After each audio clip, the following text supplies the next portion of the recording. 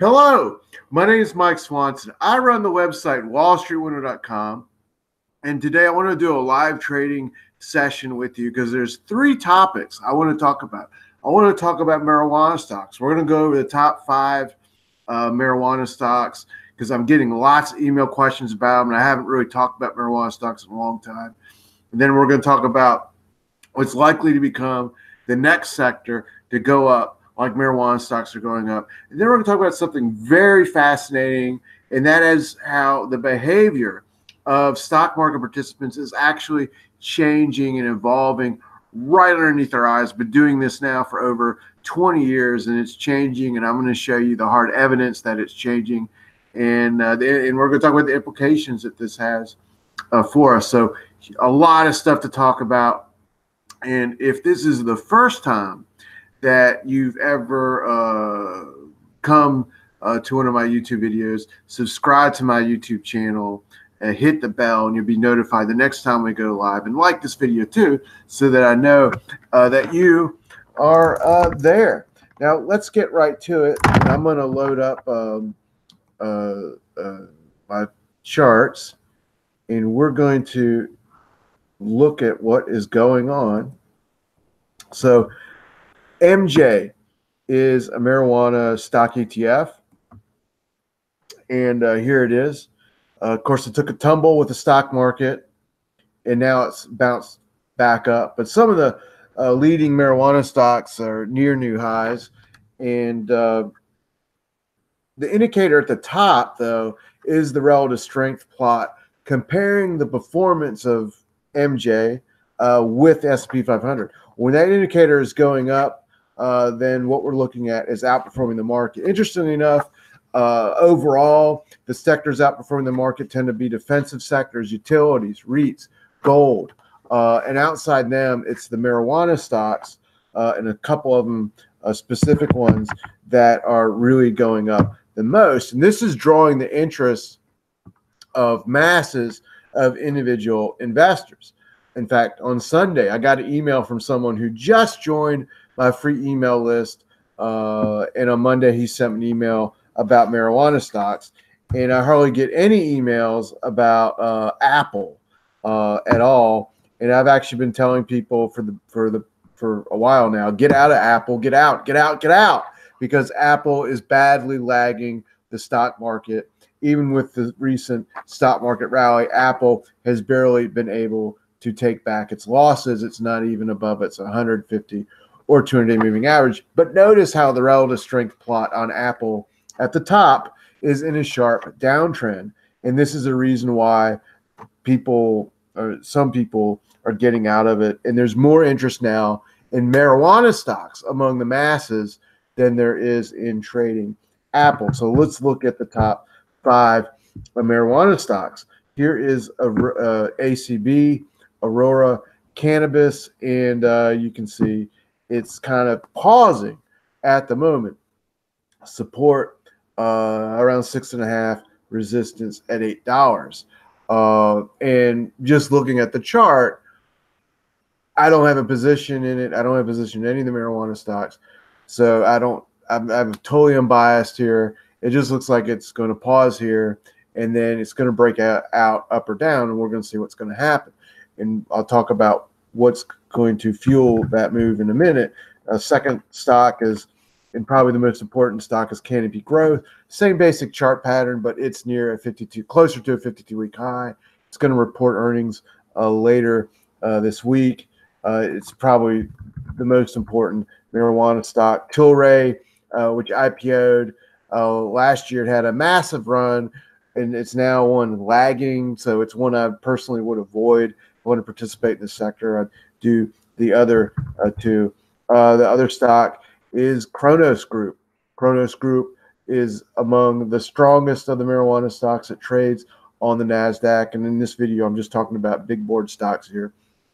And as you can see, it's doing quite well.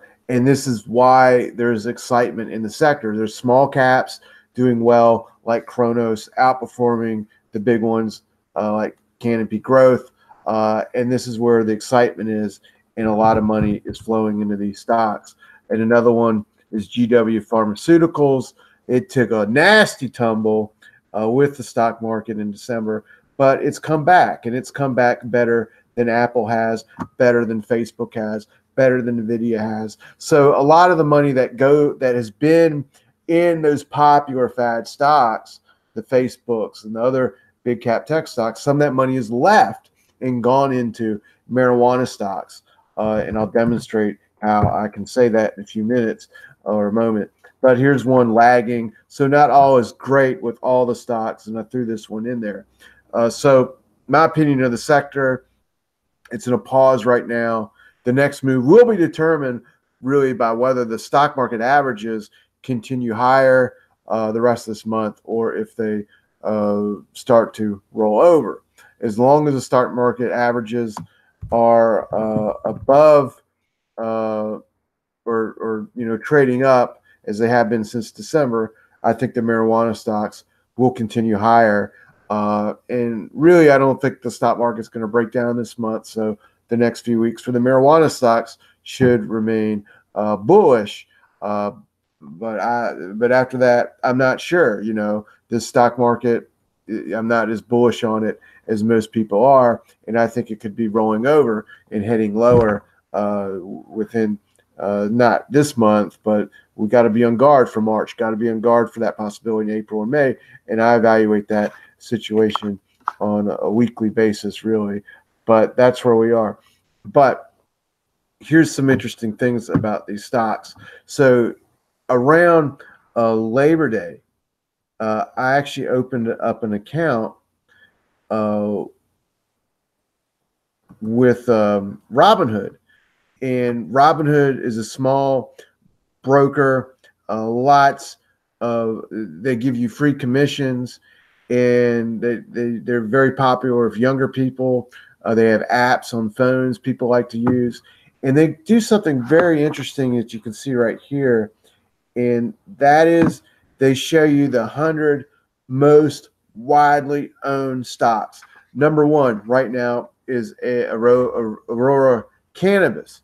Now, this list changes on a daily basis. And since I opened up this account, I have been monitoring this list to see how it's changing.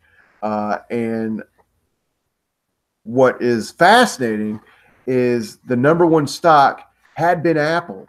The most widely owned stock among people with Robinhood accounts was Apple. It's also the case with Ameritrade, with E-Trade, with all the online brokers. The individual investor, Apple has been number one. But that began to change at the beginning of this year, and Apple dropped off the list. And now the most widely owned stock by the most number of people with Robinhood is Aurora Cannabis, and Chronos is number 4.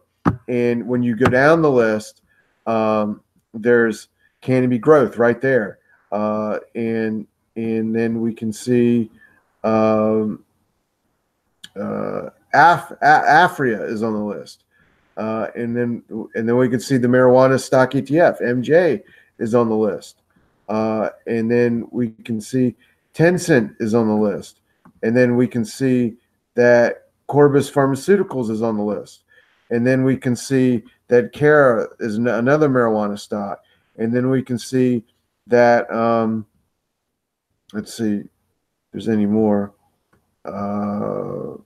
Tilray's on the list somewhere. I must have just passed it. It was when I looked a few minutes ago. But anyway, basically about 10% of the most widely owned stocks are these marijuana stocks, and the big cap tech stocks have gone down the list a little bit. Some have dropped off the list. I think Google is no longer on the list. Now, there's Google, but some of them have dropped off. Anyway, the point is marijuana stocks are now becoming the most popular thing for people to trade, for the individual investor to trade, and they're excited about the sector. Now, there's a warning attached to that, of course, because we know what happens when the masses get more excited about something than they are anything else. So this is Bitcoin, and I'm not saying marijuana stocks are Bitcoin. However, what you're looking at here is Google Trends, which shows us the search interest on a keyword and related keywords over time. This is going back to 2004, and there was a bump in search interest in Bitcoin, of course, around 2013, 2014, and then a mega surge, of course, in December of 2017, and that surge has collapsed. Now, Bitcoin went to 20,000 at the end of 2017, and it was a complete mania, all in the news, all over the world, and it has collapsed ever since, and so has other crypto coins. But the interest in that asset class, if you want to call it that, peaked. It reached a mania and then collapsed. And there's a similar sort of mania happening now in cannabis stocks. Take a look. The interest is surging, surging, surging. Doesn't mean it's going to end this week. It doesn't mean the stocks are going to collapse this week, but it does mean that this is a speculative mania. All speculative manias do eventually burst. That means that there is the potential for good gains, for good profits by playing the right marijuana stocks. It's a momentum sector, but you have to be prepared to take profits. You have to have a game plan to take profits and get out. And unfortunately, most people who get into these type of speculative situations do so without a game plan at all. And that's why I want to step back and show you something very fascinating about the behavior of individual investors. So one thing to also ask yourself before I get to that is what's likely to be the next sector? You always got to be forward thinking. Even when you're in the hot sector of the moment, you've got to be thinking to yourself, I'll break away from this screen sharing for a second, but you've got to be thinking to yourself, what is likely to be the next red hot speculative sector? If you are going to be a successful speculator or investor, you've always got to be looking ahead to the future. You can't be in the moment. The people in the moment are the people who simply end up buying things at tops, who end up chasing fads, who bought Bitcoin at 20,000 and will get into the marijuana stocks without ever selling until after they collapse. And in order to prevent that situation, you have to be deploying some of your money into what is going to be the future sector. And these sectors inside the stock market, they rotate, they have a pattern rotation. And at the beginning of the video, I mentioned that since October, the top performing sectors in the market have been defensive sectors. And those are the sectors really breaking out of stage one bases that I believe are in the position to go up for a very long time and have not caught the attention of the masses at all. And the sector that has the best potential to provide big gains like we're seeing in the marijuana stocks, or that the marijuana stocks have done, is the junior mining stock sector and gold stocks. That's a sector I have positions in. It's a sector I talk about. It's a sector that I talk about a lot now with my private group of power investor traders. And I'm going to be doing that more and more going forward. But I want to show you something with the Google Trends data that's very fascinating.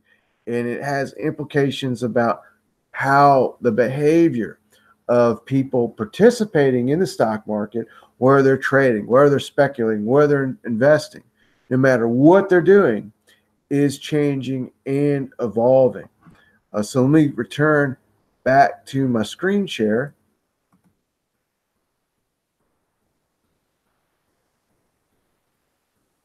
And here we are looking at cannabis stocks and how the interest is rising. Doesn't mean by itself it's in danger of peaking out, but one day it will peak out, just like it peaked out in Bitcoin. And then when the sectors correct and go down, the interest vanishes. Now, marijuana stocks are not Bitcoin. They're not crypto. and the huge difference is that if you buy a cryptocurrency, you buy a virtual paper. That virtual paper does not entitle you to a dividend. It does not represent ownership in a company that can have earnings growth. And if you buy stock and the company gets bought out, your stock has to be bought out by the company that's doing the purchase, that's doing the buyout. If you buy a virtual currency, you own absolutely nothing. You own nothing. You own virtual paper, and that's why Bitcoin and the cryptos are not likely to come back. They're not real investments. They were a fad, like Beanie Babies were 25, 30 years ago, and they're junk investments. They're junk. They're garbage, and that's why even if there is a bust in marijuana stocks or a correction at some point, the best ones there'll be ones that are industry leaders that come back, and there'll be ones that are nothing but pure speculation that never come back. That's how the stock market works. That's what happens when sectors in the stock market get real speculative and then bust. That doesn't mean the sectors vanish forever, like some cryptocurrencies are going to do. It means some stocks vanish forever, but winners emerge. That's what happened with internet stocks. Amazon's still around, Google's still around, eBay's still around, but pets.com is not. And there's many internet stocks that red hot in 1999 that simply no longer exist. And when I got started out in the stock market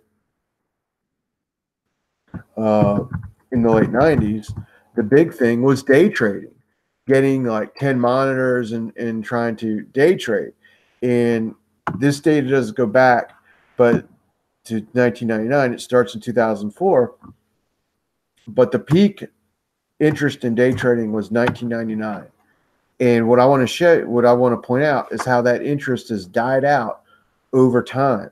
And if you went into a bookstore in 1999, you would see an entire section devoted to day trading, picking out stocks, technical analysis. And then by 2006, that section diminished and got very tiny and was replaced by real estate and flipping houses. So if we look at technical analysis, which is a very important market term, the interest in that has diminished over time.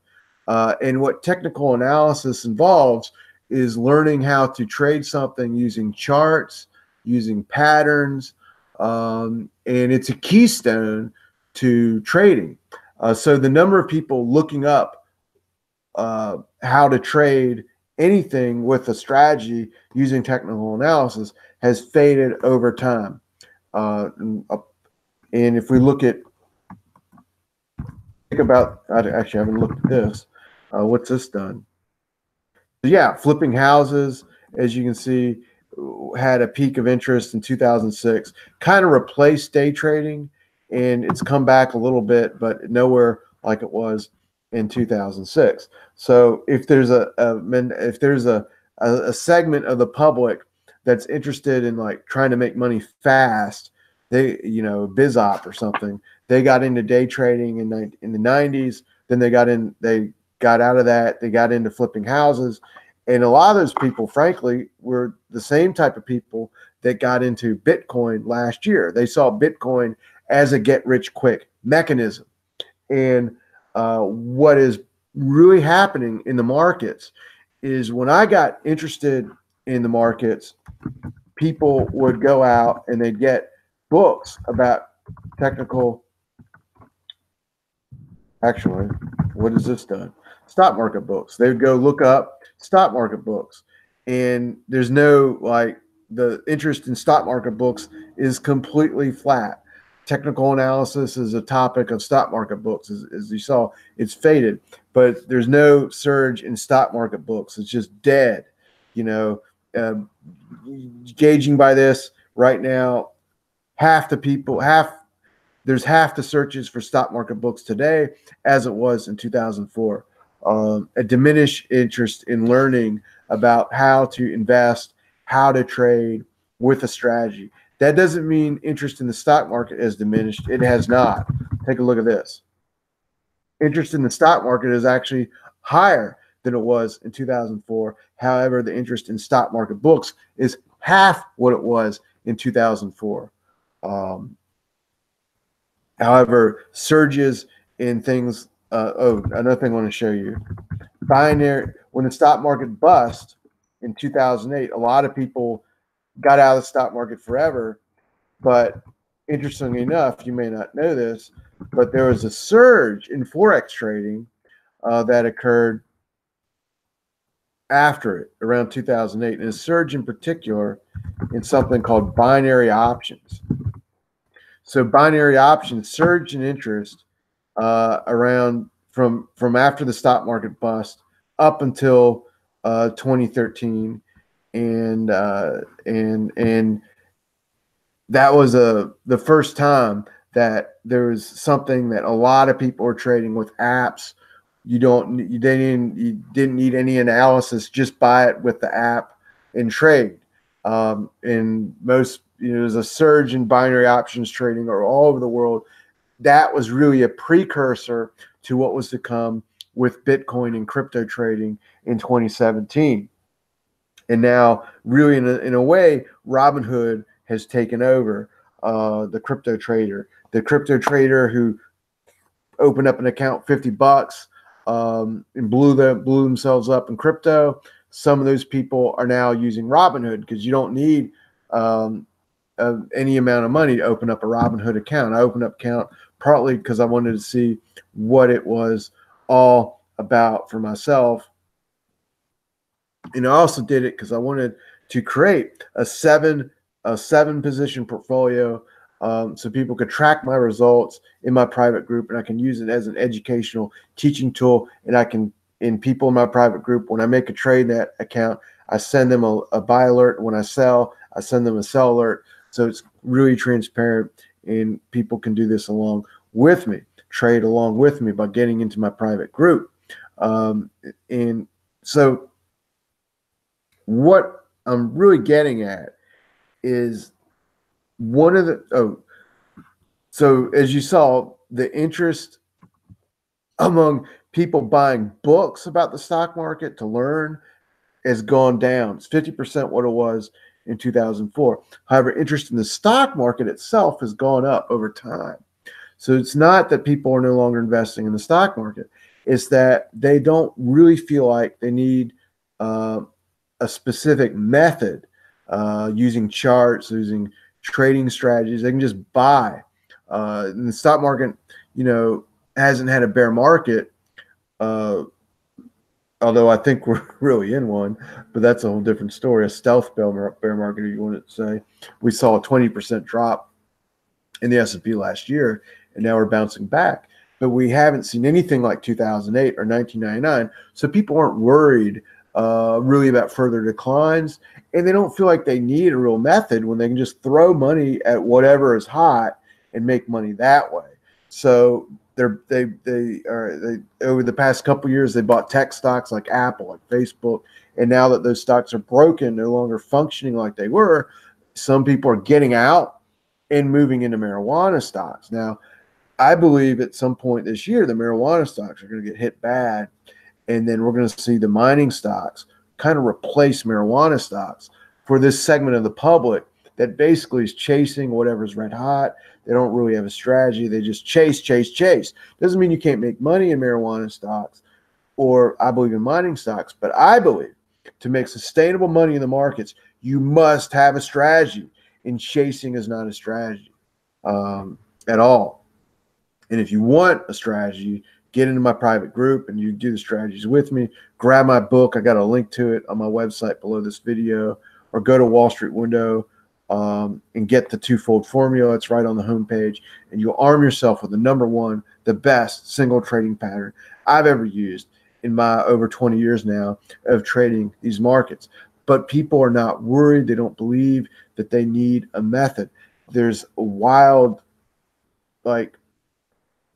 it's a fascinating moment that we're now in the markets, where we saw an increase in volatility in the last 3 months of the year with that dump as a big warning sign. We've seen many popular stocks break and still not act well And yet, at the same time, the yield curve is so flat that now the Federal Reserve says it can no longer raise interest rates. We're at the end of the interest rate hiking cycle. We're seeing defensive sectors emerge, classic signs of a mega shift in the stock market cycle. We're seeing gold outperform the stock market. We're seeing mining stocks outperform the stock market.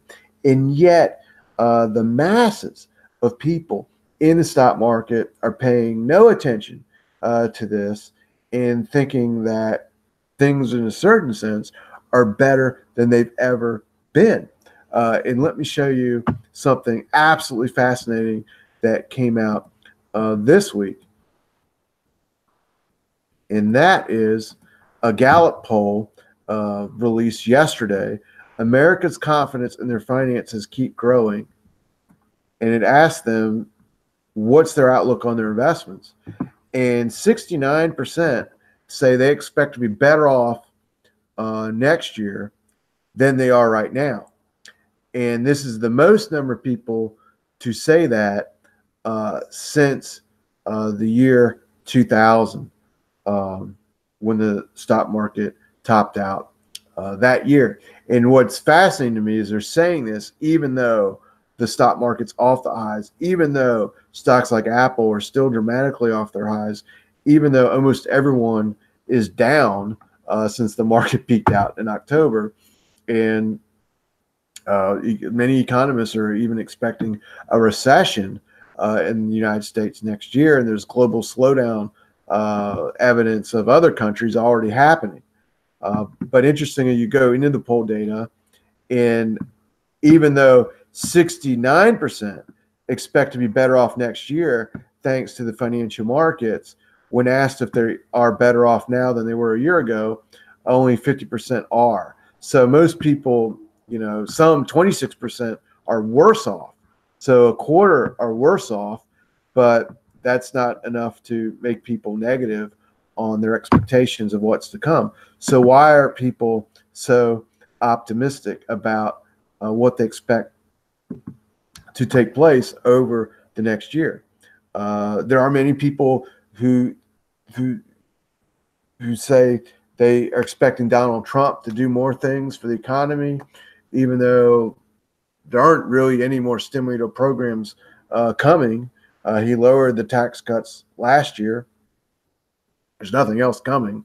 But the real reason why, because that 69% doesn't just include Republicans or people who voted for Donald Trump, but the real reason is the stock market itself.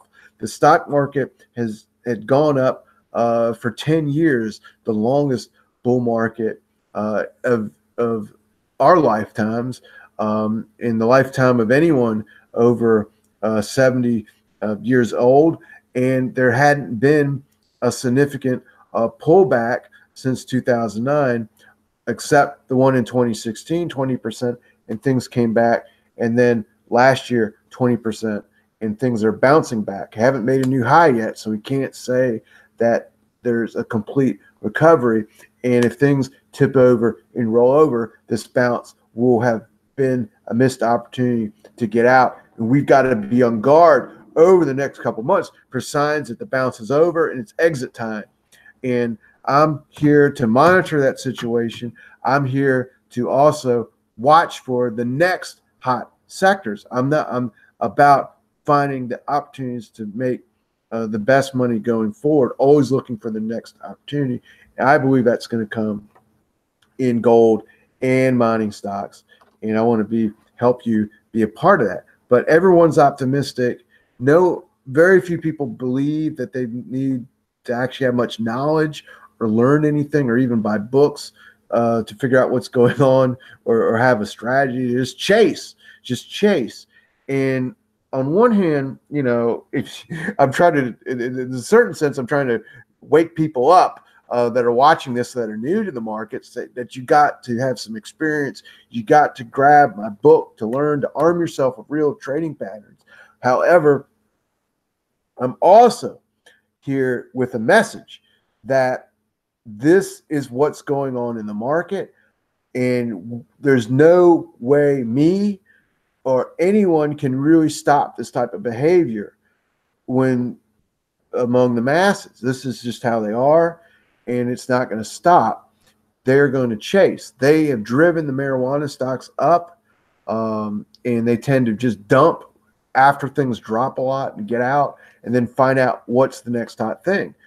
They bought internet stocks in 1999. They dumped. Some of them got into flipping houses. When that didn't work and they got caught up in big trouble in 2009, some of those people got into binary options.